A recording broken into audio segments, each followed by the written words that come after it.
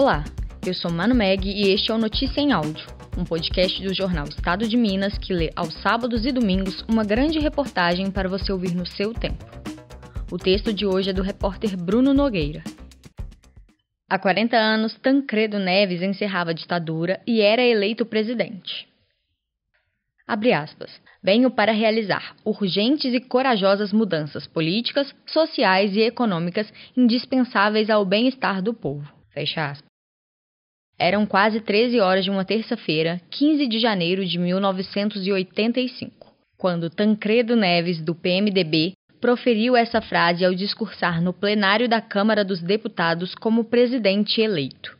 O noticiário da época relata um dia nublado em Brasília, mas também relata um dia de festa em todo o Brasil, com o fim do ciclo autoritário iniciado com a ditadura militar e o golpe de 1964. Em 85, o país voltava a ter um presidente civil e de oposição, após 2 décadas de generais ocupando a principal cadeira da República. Tancredo Neves, ex-governador de Minas Gerais, obteve 480 votos no colégio eleitoral e aplicou em Paulo Maluf e no PDS, o partido de apoio dos regimes na época, uma derrota acachapante. Maluf conquistou apenas 180 votos. 9 delegados, representantes das assembleias legislativas, não votaram, enquanto 17 parlamentares se abstiveram. Abre aspas. Esta foi a última eleição indireta do país, prometeu Tancredo Neves perante Deus e a nação. Nascia então a nova república. No discurso, Tancredo ainda agradeceu a mobilização popular e ressaltou que o brasileiro é um povo que não se abate, que sabe afastar o medo e não aceita acolher o ódio.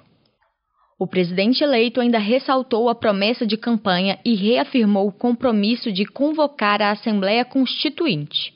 Para ele, a nova Carta Magna deveria resultar de uma profunda reflexão nacional. Constituição não é assunto restrito aos juristas, aos sábios ou aos políticos. Não pode ser ato de algumas elites. É responsabilidade de todo o povo, afirmou. Paulo Maluf, que semanas antes já havia admitido a derrota, declarou que se sentia vitorioso e gratificado por ter contribuído para a volta da democracia. Segundo ele, a sua candidatura garantiu o processo político, resistiu a pressões para manter o partido independente e, inclusive, possibilitou a candidatura de Tancredo. O então presidente da República, general João Batista de Oliveira Figueiredo, telefonou para Tancredo e o parabenizou pela vitória, segundo a imprensa que o acompanhava em sua sala reservada no Congresso. Na sua primeira manifestação pública, feita apenas para a Rádio Gaúcha, na Casa de Saúde de São José, onde estava internado havia 14 dias, o último presidente militar declarou que estava feliz com o resultado. Se o Brasil está feliz, eu também estou.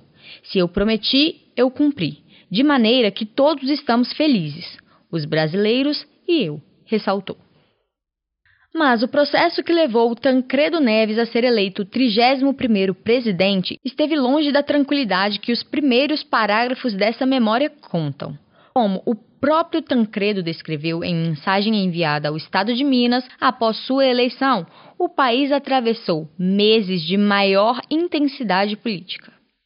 Para o historiador Bruno Viveiros, pesquisador do projeto República da Universidade Federal de Minas Gerais, a ditadura militar estava vivendo uma crise política. Ninguém aguentava mais a ditadura e a inflação nas alturas. Então, a sociedade estava indo para a rua com os movimentos sociais e políticos, explicou. O mineiro costurou aliança com o PDS, criando a chamada Frente Liberal, que mais tarde os dissidentes da base governista transformariam no Partido da Frente Liberal, o PFL.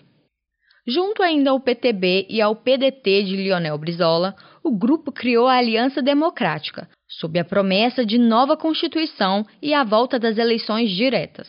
Maluf, por sua vez, não tinha o apoio do presidente Figueiredo, nem do vice-presidente Aureliano Chaves. O historiador ainda conta que o processo não era aceito pela linha dura do exército, mas que os militares sabiam que a população não aceitaria uma virada de mesa em silêncio e, portanto, garantiria a eleição. Nesse contexto, ele lembra as manifestações que ocorreriam na primeira edição do Festival Rock in Rio, entre 11 e 20 daquele janeiro. Cazuza vai fazer um discurso. Kid Abelha vai subir no palco com a bandeira brasileira. Lulu Santos sai pedindo direta já. Conta. Isso mostra o poder da cultura democrática. Foi tudo um processo, página por página, com avanços e retrocessos, conquistas e derrotas. O jogo da política é isso, mas demonstra que o Brasil tinha uma cultura democrática, porque o povo defendeu o resultado indireto e foi comemorar. Teve carnaval em São Paulo, Belo Horizonte, no Rio de Janeiro tinha o Rock in Rio. Se o povo tivesse ficado calado, era uma brecha para a linha dura tentar golpe. E não aconteceu, porque o povo estava na rua, explicou. A passagem de bastão para os civis era inevitável. A grande questão era quando e com quem. Apesar da vitória, Tancredo não assumiu a presidência em 15 de março de 1985. O mineiro, na época com 74 anos, morreu em 21 de abril após ficar 39 dias internado, em decorrência de uma falência múltipla dos órgãos com uma causa que gera controvérsias até hoje. Na versão oficial, os médicos haviam dito que o presidente morreu por um processo de sepsemia, infecção generalizada. Durante um mês, os brasileiros acompanharam tensos o noticiário sobre a saúde do presidente eleito indiretamente, mas que havia conquistado a legitimidade do apoio popular.